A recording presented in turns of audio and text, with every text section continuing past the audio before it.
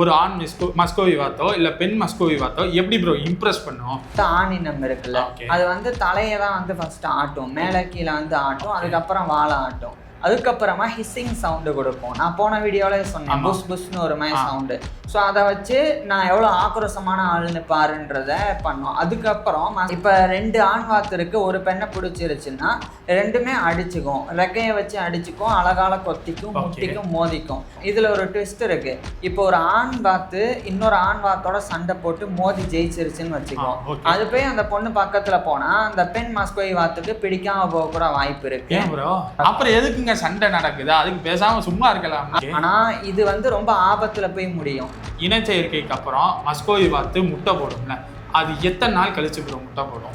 ஒரு நாளைக்கு 1 அந்த மாதிரி போடும். ஒரு கிளச் அப்படின்னு சொல்லலாம். கிளச்சுன்னா ஒரு கூடு இருக்குன்னா அந்த கூடு நிறையிற வரைக்கும் முட்டை போட்டுட்டு அதுக்கப்புறம் முட்டை போட்டு முடிஞ்சதுக்கப்புறம் தான் அந்த கூடு நிறைஞ்சிருச்சுன்னா அதுக்கப்புறம் தான் அடகாக்க உட்காரும். ஒருவேளை ஒரு முட்டையில ஒரு குட்டி மஸ்கோவி வாத்து வந்து ஸ்டக் ஆகி நின்றுச்சுன்னா இந்த அம்மா வாத்து வந்து உடைச்சு விடுமா, இல்ல அது வர்ற வரைக்கும் வெயிட் பண்ணுமா?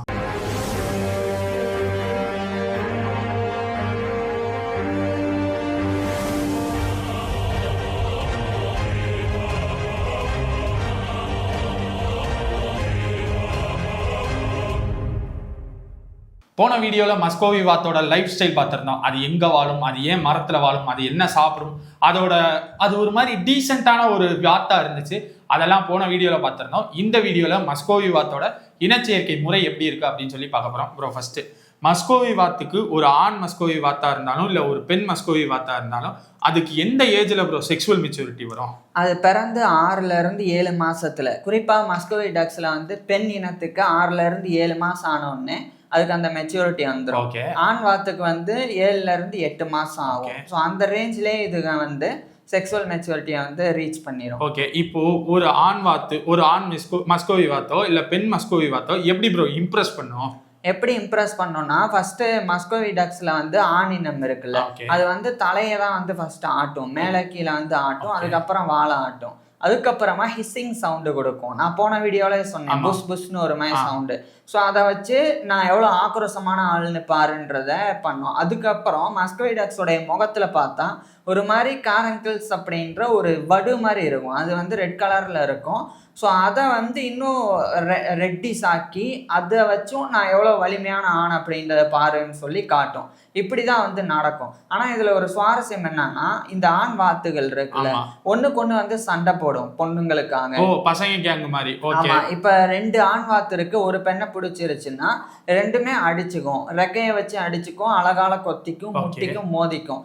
ஜெயிக்கிறதுக்கு தான் வந்து அந்த பெண். ஸோ அந்த மாதிரி வந்து நடந்துக்கும். இப்போ ஒருவேளை ஒரு பெண்ணுக்கு ஒரு ஆண் வாத்து மேல, ஒரு பெண் இல்ல 2 பெண் மஸ்கோவி வாத்துக்கு ஒரு ஆண் மஸ்கோவி வாத்தை பார்க்கல ஒரு ஆசை வந்துருச்சுன்னா அந்த ஆண் எப்படி ட்ரை பண்ணும்? அது ஆண் ட்ரை பண்ணுன்றதை விட 2 பெண்களுமே வந்து ஃபர்ஸ்ட் சண்டை போடும் இதுல. பெண் வாத்துகள்ல மஸ்கோவி இனங்களை பொறுத்த வரைக்கும் ஒண்ணுக்கு ஒண்ணு மோதிக்கிட்டு அதுல ஜெயிக்கிறது தான் வந்து ஆணோட போய் இனம் சேர விரும்பும். ஸோ அந்த மாதிரியும் நடக்கும். இதுல ஒரு ட்விஸ்ட் இருக்கு. இப்போ ஒரு ஆண் வாத்து இன்னொரு ஆண் வாத்தோட சண்டை போட்டு மோதி ஜெயிச்சிருச்சுன்னு வச்சுக்கோ, அது போய் அந்த பொண்ணு பக்கத்துல போனா அந்த பெண் மஸ்கோவி வாத்துக்கு பிடிக்காம போக கூட வாய்ப்பு இருக்கு.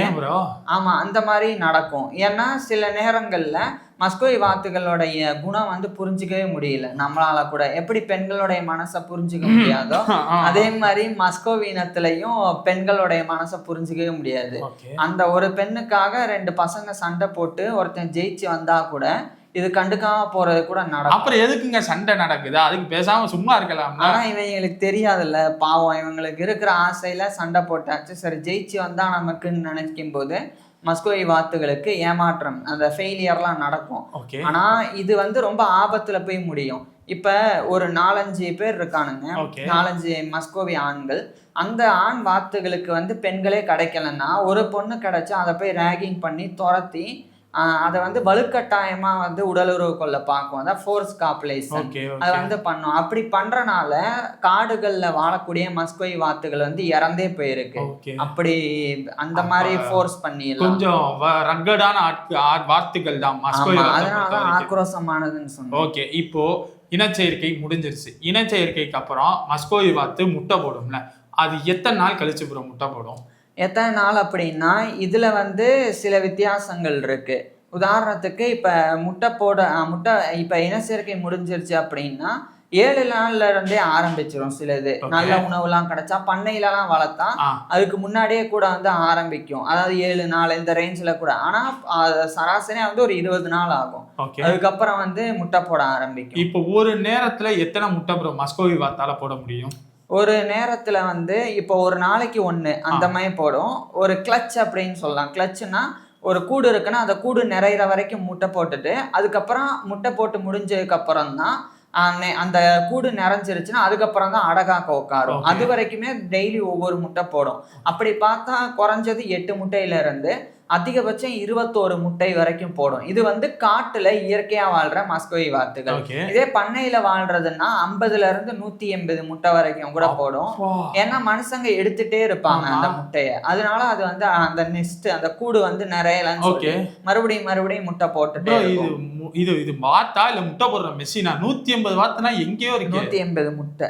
சாரி 180 வாத்தா தானே சார் அடுத்து வருது? ஆமா, வாத்து குஞ்சா வரும். ஓகே, இப்போ 180 முட்டை போடுதுன்னு இல்ல 8 to 21 முட்டை. சரி, 8 to 21 முட்டை போடுதுன்னு வச்சுக்கிறோம். இந்த 21 முட்டைய எண்ணெயில இருந்து ப்ரோ அடகாக்க ஆரம்பிக்கும். கடைசி முட்டை போட்டு அதனுடைய கூடு நிறைஞ்சிருச்சுன்னா இப்ப மஸ்கோவி வாத்துகள் வந்து மரபொந்துல தான் போய் கூடு கட்டும். கூடு கட்டும் மீன்ஸ் எப்படின்னா இப்ப மரங்கொத்தி பறவை இருக்கும், அது கொத்தி பெரிய ஒரு பொந்துமை உருவாயிருச்சுன்னா அதுல போய் அந்த பெண் வாத்து மஸ்கோவி வாத்து போய் உட்காந்துட்டு அதனுடைய இறகு இருக்கும்ல, முன்னாடி இருக்கக்கூடிய மார்பில் இருக்கக்கூடிய ஃபெதர்ஸ் அது எல்லாத்தையுமே உதிர்த்து அது மேல வந்து போட்டுரும், மெத்த மாதிரி ஆக்கிரும். அதுக்கு மேலதான் வந்து முட்டை போடும். முட்டை போட்டு அந்த கூடு நிறையிற வரைக்கும் இப்ப 21 முட்டை போட்டாச்சு, கூடு நிறைஞ்சிருச்சுன்னா அதுக்கப்புறம் தான் அடகாக்கவே உட்காரும். அதனால இப்ப ஒரே நேரத்துல 21 முட்டையிலையும் உட்கார்றனால கிட்டத்தட்ட 35வது நாள்ல எல்லா முட்டையும் அப்படியே பொரிஞ்சு 8வது நாள்ல போட்ட முட்டையும் 21வது நாள்ல போட்ட முட்டையும் ஒரே நாள்ல தான் அந்த குட்டி எல்லாத்துக்கும் அன்னைக்கு ஒரே நாள்ல தான் ஹாப்பி பர்த்டே. ஆமா, அந்த மாதிரி. அதுக்கப்புறம் இதுல என்ன நடக்கும்னா அந்த மஸ்கோவி வாத்து வந்து கீழே இருக்கும். அந்த முட்டை பொரிஞ்சு வரும்போது தாய் வாத்து கீழே இருந்து ஒரு மை சத்தம் கொடுக்கும். அப்ப மேல இருந்து மரபொந்துல இருந்து அப்படியே குதிச்சு வரும் மத்த குட்டி வாத்துகள், பிறந்த வாத்து குஞ்சுகள் எல்லாம். அந்த மாதிரி வந்து நடக்கும். இப்போ ஒருவேளை ஒரு முட்டையில ஒரு குட்டி மஸ்கோவி வாத்து வந்து ஸ்டக் ஆகி நின்றுச்சுன்னா இந்த அம்மா வாத்து வந்து உடைச்சு விடுமா, இல்ல அது வர்ற வரைக்கும் வெயிட் பண்ணுமா? வர்ற வரைக்கும் வெயிட் பண்ணும்.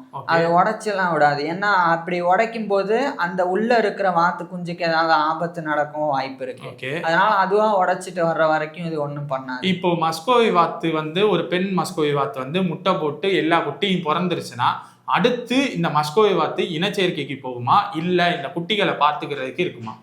இனச்சேர்க்கைக்கும் போவோம், இதை குட்டியையும் பார்த்துக்குவோம். எப்படின்னு சொல்றேன். மஸ்கோவி வாத்துகள் இருக்குல்ல, இவங்களுக்குன்னு சொல்லி ஆகஸ்ட்ல இருந்து மே மாசம் வரைக்கும் 10 மாசம் வந்து ப்ரீடிங் சீசன் தான். வெறும் ஜூன் ஜூலை அந்த 2 மாசம் தான் இது வந்து மேட்டிங் பண்ணாது. மற்ற 10 மாசம் பண்ணும். அப்ப இப்ப ஆகஸ்ட்ல வந்து மேட்டிங் பண்ணுதுன்னு வச்சுக்கோம்.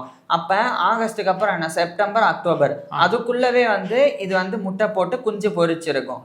அந்த குஞ்சுகளை இவைகள் வந்து அதிகபட்சமே வந்து 12 வாரம் தான் வந்து பார்த்துக்கும். அதாவது 3 மாசம் தான் அதிகபட்சமே. நார்மலா சராசரியா பார்த்தா ஒரு 2 மாசம் தான், 8 வாரம் பார்த்துக்கும். அப்ப இப்ப அக்டோபர்ல வர்ற குட்டிகளை டிசம்பர் வரைக்கும் தான் பார்த்துக்கும்.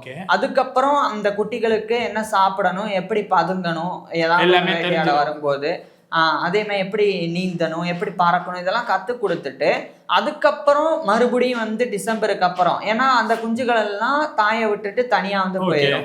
ஸோ அதனால அந்த தாய் வாத்து இருக்கும்ல மறுபடியும் வந்து அந்த மாதிரி மேட்டிங்ல போய் ஈடுபடும். ஸோ மறுபடியும் அந்த மே மாசத்துக்குள்ள இன்னும் சில குஞ்சுகள் வந்து பிறக்கும். இப்போ இந்த மாதிரி ஒரு ப்ரீடிங் சீசனுக்கு 2ல இருந்து அதிகபட்சம் 3 தடவை கூட இந்த மாதிரி முட்டை போடும். அதாவது ஒரு தடவை முட்டை போடுறது 21 முட்டை அப்படின்னா இதே மாதிரி மறுபடி இந்த மாதிரி அந்த ஆகஸ்ட் டு மேக்குள்ள 3 தடவை போடும். ஏன் ஜூன் ஜூலைல மட்டும் மேட்டிங் பண்ணாதுன்னா அப்ப அவங்களோட இறகுலாம் வந்து உதிரும். ஆணா இருக்கட்டும் பெண்ணா இருக்கட்டும் அந்த வாத்துகளுக்கு இறகுகள் வந்து பயங்கரமா உதிரும். அப்படி உதிர்றனாலே என்ன நடக்கும்னா அதுகள்னால பறக்க முடியாது அந்த குறிப்பிட்ட காலத்துக்கு. அப்ப போய் முட்டை போட்டா ஏதாவது ஒண்ணு ஆபத்து வந்தா எப்படி தப்பிக்கிறது? அதனாலயே அது வந்து அந்த 2 மாசம் மட்டும் மேட்டிங். ஓகே ப்ரோ, இப்போ இந்த இனச்சேர்க்கை முடிஞ்சதுக்கு அப்புறம் அந்த ஒரு ஆண் வாத்து இருக்கும்ல அது வந்து இந்த பெண் வாத்தை வந்து பாத்துக்குருமா இல்ல இந்த குட்டிகள் பாத்துக்காது, கண்டிப்பா பாத்துக்காது. அது வந்து மேட்டிங் பண்ணிட்டு இன்னொரு பெண் வாத்தை தேடி தான் போகும். ஓகே, அந்த மாதிரி தான் இந்த வாத்துகள், மஸ்கோவி வாத்துகள்ல வந்து நடக்கும். இப்போ மஸ்கோவி வாத்துகள் ஓகே இது எல்லாமே முடிஞ்சிருச்சு. திருப்பி அந்த ஒரு ஆண் வாத்து இருக்குல்ல அது கூடயே இனச்சேர்க்கை சேருமா இல்ல அது ரேண்டமா தான் இருக்குமா இல்ல ஃபேமிலியா வாடுறதுக்கு வாய்ப்பு இல்லையா? அது அந்த சூழல் பொறுத்து இருக்கு. இப்போ ஒரு ஆண் வாத்து வந்து மறுபடியும் திரும்பி வருது, அதே வலிமையோட இருக்குன்னா மறுபடியும் இதுக்கு பிடிச்சா பண்ணும், இல்லைன்னா வேற ஒரு ஆண் வாத்து கூட பண்ணும். ஓகே, ஸோ அந்த மாதிரி இதுங்களுக்குள்ள வந்து பாலிகமஸ் தான், ஒரு ஆண் ஒரு பெண் கூட அப்படின்லாம் கிடையாது. ஆனா ஒரு சீசனுக்கு இது வந்து ஜோடி சேர்ந்து பேரா தான் வந்து சுத்தும்.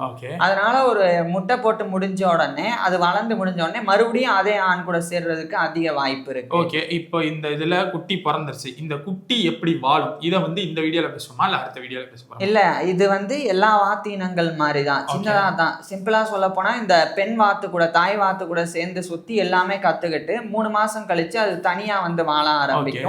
அங்க இருந்து இன்னொரு 3 மாசத்துல அவைகளுக்கே வந்து செக்ஸுவல் மெச்சூரிட்டி வந்து அவைகளே தாய் தந்தை ஆக போகுது. அதனால தனித்தனியா போயிரும். அந்த மாதிரி தான் வந்து இதனுடைய ஒட்டுமொத்த லைஃப் சைக்கிள்லே மஸ்கோவி வாத்துகள்ல இப்படிதான் வந்து இருக்கும். இன்னொன்னு என்னன்னா, மஸ்கோவி வாத்துகளை பொறுத்த வரைக்கும் கொஞ்சம் தூரம் வந்து பறக்க முடியும். இப்ப பெண் வாத்து வந்து சின்னதா இருக்கிறனால, உடல் எடை கம்மியா இருக்கிறனால ஒரு மரத்துல இருந்து இன்னொரு மரத்துக்கு உயரமாவே பறக்க முடியும். இதே ஆண் வாத்தா இருந்தா கொஞ்சம் லோவா வந்து பறக்கும். அவ்வளவுதான் இதை பொறுத்த வரைக்கும். ஸோ ஒரு பெரிய ஏரி, குளம் இல்லைன்னா நதி, இது ஓரத்துல இருக்கக்கூடிய மரங்கள், அந்த மாதிரி இடங்கள்ல இவைகள் வந்து வாழும். ஸோ ஒட்டுமொத்தமா மஸ்கோவி வாத்து மட்டும் இல்லாம எல்லா வாத்து இனங்கள் பத்தியும் நம்ம வந்து மேக்சிமம் எல்லாம் பேசியாச்சு. அடுத்து வேற ஒரு மரங்கொத்தி பறவை இருக்குல்ல, அது சம்பந்தமா வந்து அது மரங்கொத்தி பறவையா இல்ல மனங்கொத்தி பறவையா? அது அடுத்த வீடியோல தெரிஞ்சு. அப்ப இதுல சொல்ல, அப்ப இதுல ஏதோ கேள்வி இருக்கு. ஓகே, மஸ்கோவி வாத்துல ஒரு கேள்வி இருந்துச்சு, அதோட கேட்டுட்டு முடிச்சிடும். மஸ்கோவி வாத்து இந்த மாதிரி வேற நாட்டுல இருந்து இந்த நாட்டுக்கு வந்து பறந்து வராது. ஏன்னா அதனால அவ்வளோலாம் பறக்க முடியாது. இதுல 2 விஷயம் இருக்கு. காட்டுல வாழ்றது, ஒரு மரத்துல இருந்து இன்னொரு மரத்துக்கு போக முடியும், கொஞ்சம் தூரம் வந்து பறக்க முடியும், அவ்வளவுதான். இதுவே வந்து வளர்ப்பு பண்ணைகள்லாம் இருக்கும், அது இன்னும் நல்லா கொழுத்து இருக்கிறனால அதனால பெருசா ஒரு 20 அடி உயரத்துக்கு கூட அதனால வந்து பறக்கவே முடியாது. ஸோ அந்த மாதிரி ரேஞ்சில எல்லாம் இருக்கும். ஸோ அதனால இது வந்து ஒரு இடத்துல இருந்து இடம்பெயர்ந்து போற அந்த நார்தன் பின்டைல், இந்த மாதிரியான வாத்து வந்து இது கிடையாது. அது வந்து அந்த ஒரு குறிப்பிட்ட இடத்துலயே எல்லையை வகுத்துக்கிட்டு வாழும், அங்கேயே மேட்டிங் பண்ணி குஞ்சுகளை பிறக்க வச்சு வளர்த்து அப்படியே வந்து அதே இடத்துல வாழ்ற மாதிரி தான். ஓகே, இந்த வீடியோல இந்த சீரீஸ் வந்து இதோட நிறைவடைகிறது. அடுத்த சீரீஸ்ல வந்து மரங்கொத்தி பறவையா மனங்கொத்தி பறவையா அப்படின்ற கேள்வியோட அடுத்த சீரீஸ் ஆரம்பிப்போம். உங்களுக்கு ஏதாச்சும் மஸ்கோவி வாத்துல கேள்விகள் இருந்துச்சுன்னா அதை கீழே கமெண்ட்ல சொல்லுங்க. அதே மாதிரி உங்களுக்கு ஏதாச்சும் ஒரு சஜஷன் இருக்குங்க, ஏங்க இந்த இனத்தை பத்தி வீடியோல பேசுங்க, இந்த விலங்கை பத்தி பேசுங்க, இந்த பறவையை பத்தி பேசுங்க, இதை பத்தி பேசுங்க அப்படின்னா அதை கீழே கமெண்ட்ல சொல்லுங்க. அதுக்கு தனியா ஒரு சீரீஸே போட்டுரும். அடுத்த வீடியோல வந்து சந்திக்கிறோம்.